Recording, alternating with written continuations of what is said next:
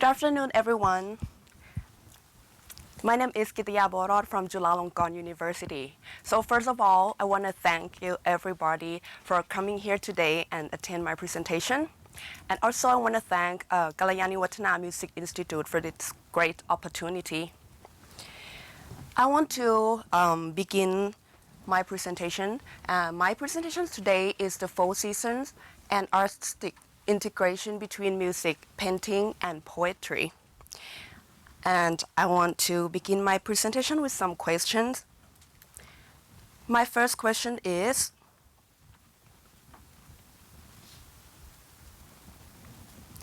have you ever seen this painting before?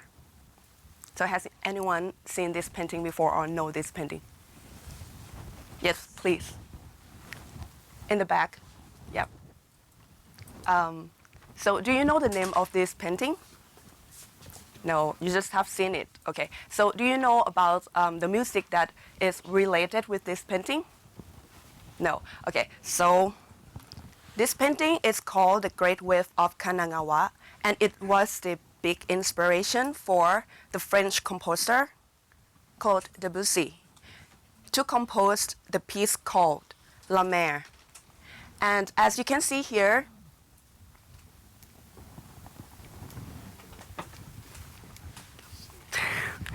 sorry. It's okay. Point on the computer. Okay. As you can see here, they also use the painting for the recordings cover too. Next one.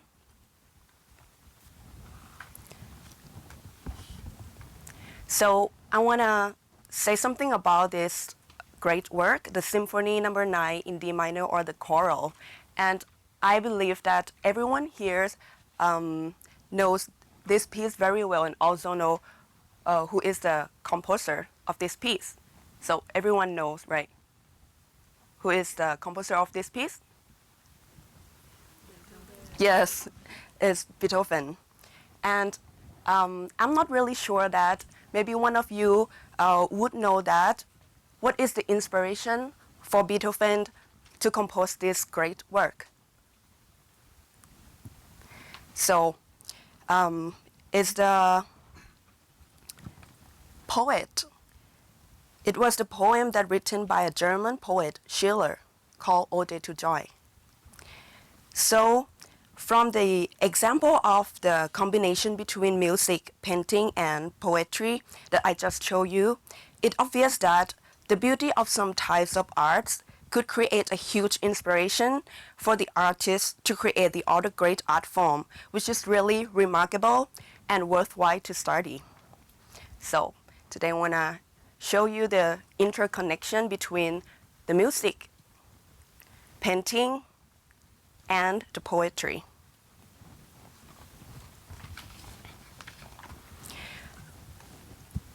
Each work of classical music has passed on related historical and the composer's intention towards the concept and the meaning of the piece.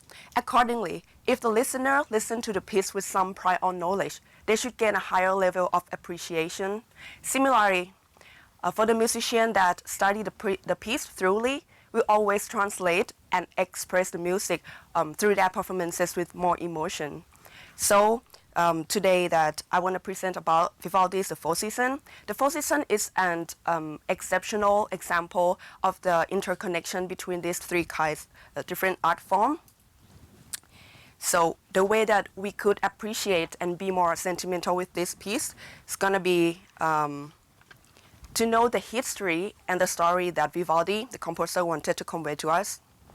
The evidence of the interconnection between these 3 different art forms has been published since 1715 when Jean-Baptiste Du Bois claimed in his critical reflections on poetry and painting that just as painting represents the forms and the colors of nature, so does the music represent the tones, the accents, the size, and the modulation of the voice. And also in 1762, Giovanni Bellori described about the Lanfrancesco ceiling decoration in light of modern painters, sculptors, and architects that This painting has been rightly compared to full body music, in which all the tones come together to form the harmony.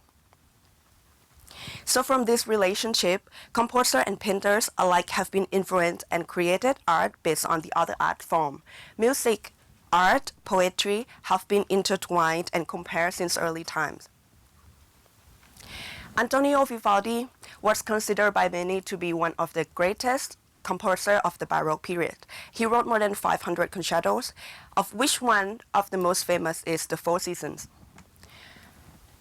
The Four Seasons was inspired by four paintings of seasons by Italian painter Marco Ricci. Although those paintings have disappeared mysteriously, but the spell of them must be powerful enough to inspire such a musical piece like The Four Seasons. So this is Marco Ricci. And it was not usual for the time for the composer to publish concertos with accompanying poems, and there is no conclusive evidence about who the author was, but many people believe that the poems were possibly written by Vivaldi himself.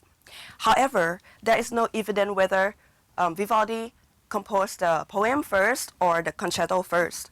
The most plausible explanation must be that both procedures happened simultaneously.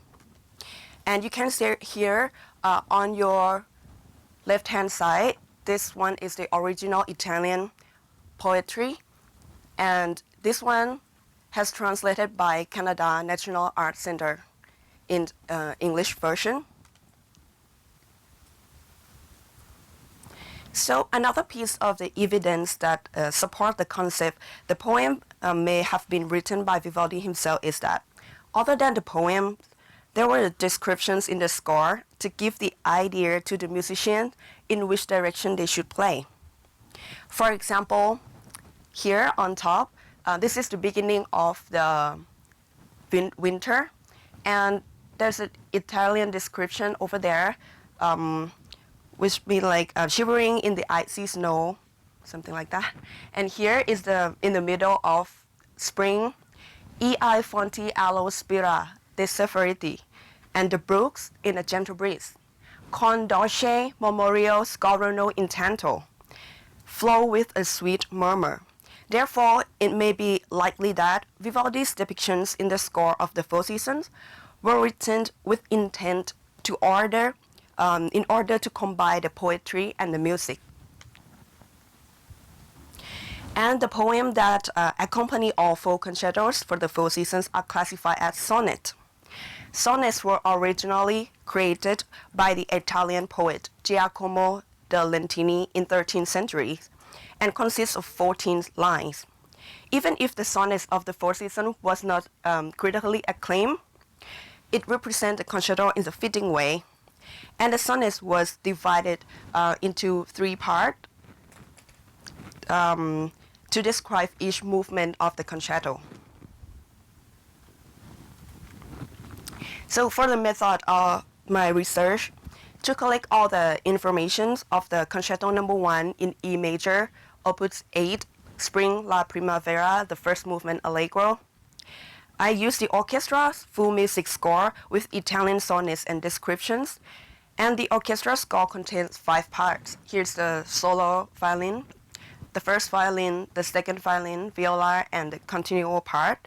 And the music score was downloaded from International Music Score Library Project, was used to identify melodies, harmonies from structures, keys, dynamics, texture, and the part of the sonnet that the music represented. Here's the table that show you the relationships between sonnets, descriptions, and musical analysis. So from now, I want everyone here to listen and then just decide it by yourself that if you feel the sound that you are hearing compared with the sonnet that described here, is it like get along together or not? Okay, we start here.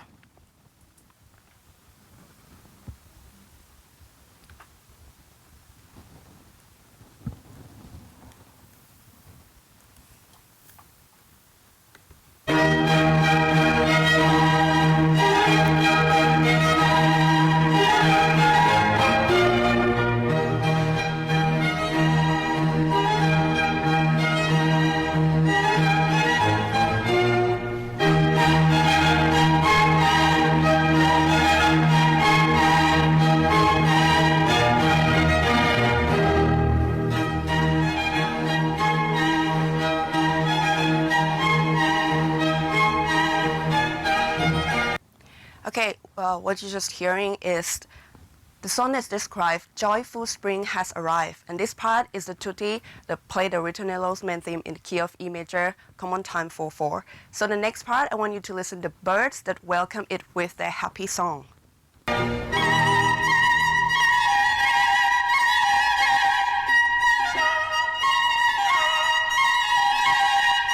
is still in the key of E major. The violin, solo violin, first violin, second violin play together to represent the bird song with charming violin techniques such as trills, mordents, and ornamented notes. Okay, so I'll skip some part and let you listen the part that the brooks in the gentle breeze flow with a sweet murmur.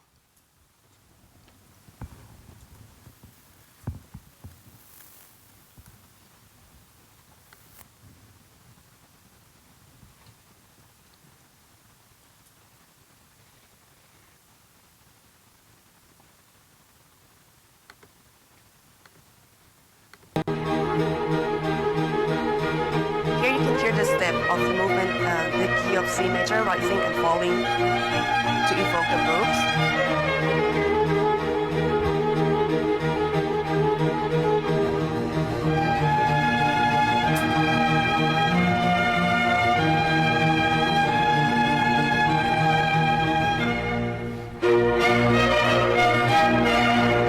Okay, and the last one will be the part of the sky is covered with a black mantle, thunder and lightning announce the storm.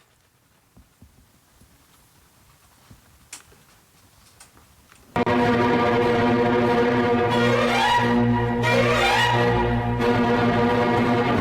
here at the bar 47, the song it starts playing the rising and descending river. And going down with all the tutti, plays the descending river. And it will end with the key of C sharp minor, and it's a related melody.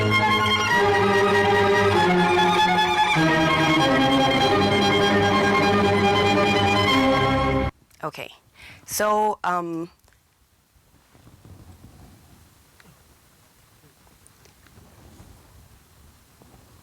beside the piece that I analyzed, I also analyzed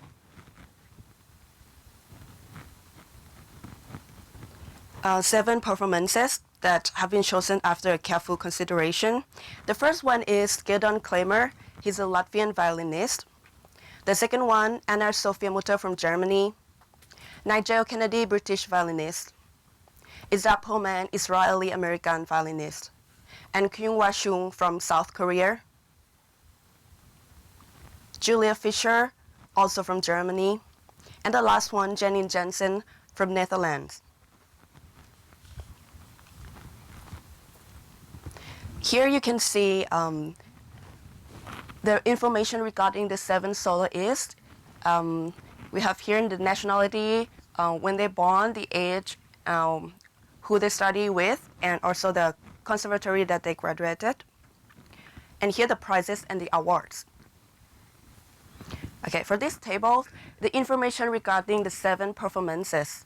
So you have the years of the performances, the age of the performances, the country that the performances were filmed, the orchestra.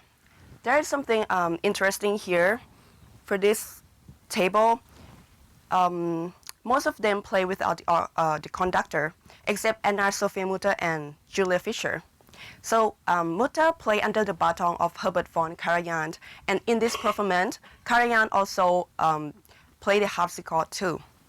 And for Nigel Kennedy is the only one that the orchestra include the ancient instrument, which is lute. So for the results, I analyzed it in 5 areas: tempo, bowing, articulations, dynamics, and expressions. So the first one, Gidon Klemer played with an English chamber orchestra in 1981. He played in almost a constant speed through all the movement and performed with clear, very strong sound and full of inner expression and physical movements. Anna Sophia Mutter with the Berlin Philharmonic Orchestra in 1987. She also played in the same tempo continuously, as same as Kramer, but a little bit slower. And in my opinion, each phrase sounded connected, but she often performed with a diminuendo at the end of every phrase, and her character was sharp and fully controlled in German style. Next one, Nigel Kennedy. The recording of this performance, which is reportedly the best-selling classical recording of all time too. And he didn't need the music score in this performance, so he can walk around the stage, getting closer to the musician, and he always prioritized the communication with the musicians with the eye contact, and he plays very very fast tempo and in a aggressive style compared to the other six soloists. Here is Zach Pullman. He actually had a chance to play with the Israel Philharmonic Orchestra before, under the baton of Zubin Mehta, but at that time he played only Winter. The rest three concertos played by the three other soloists. For this performance in 1990, Pullman also conducted the orchestra with his bow, so he didn't play the tutti part, and he was the only one who used the spiccato techniques.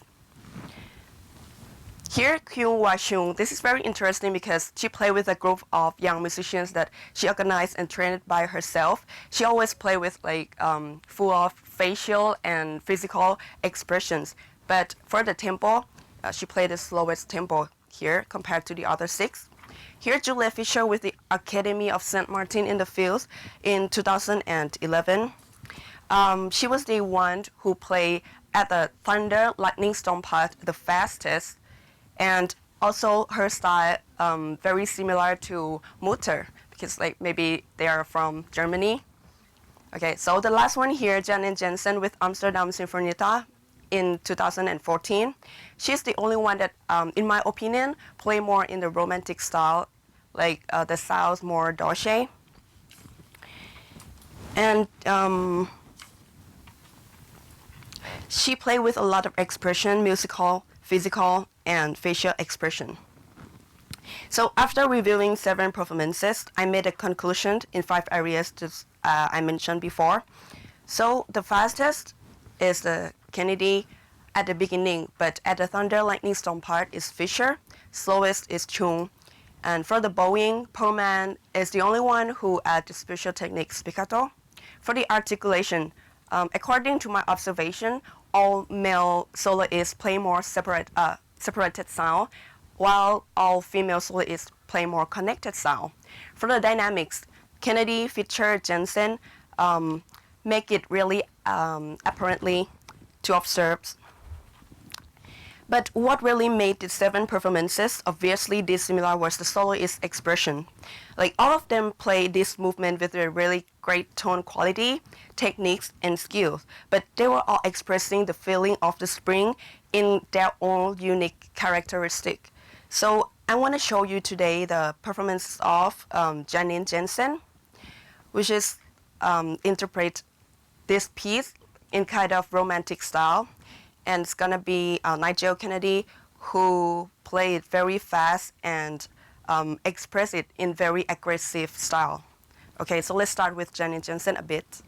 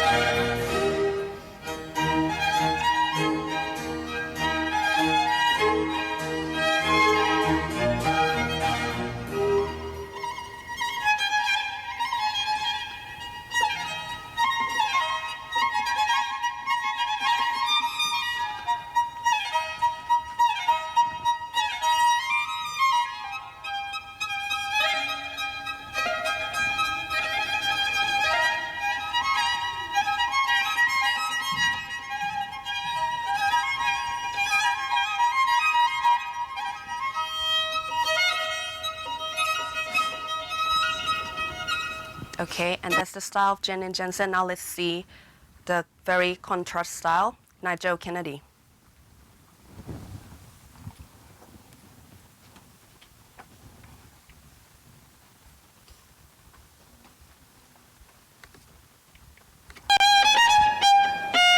And Not it's this so one yet. nice.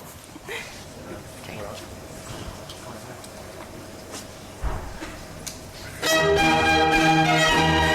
Compare the two one is really different. This one is more faster, much more faster.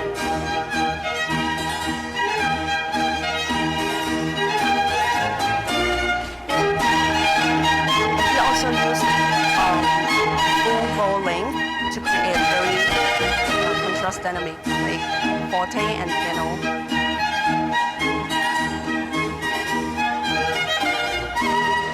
And just like I mentioned before, like he moved very close to the musician that played his accompanying part, and used a lot of eye contact.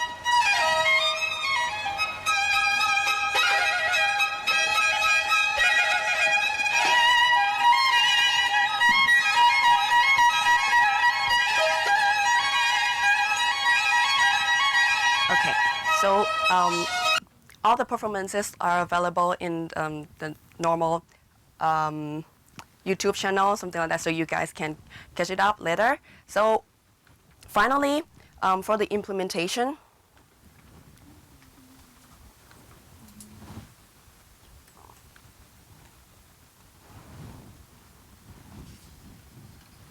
it is apparent how the painting inspired the composer to create both the poems and the music, and also it influenced the musicians to perform the music in different ways.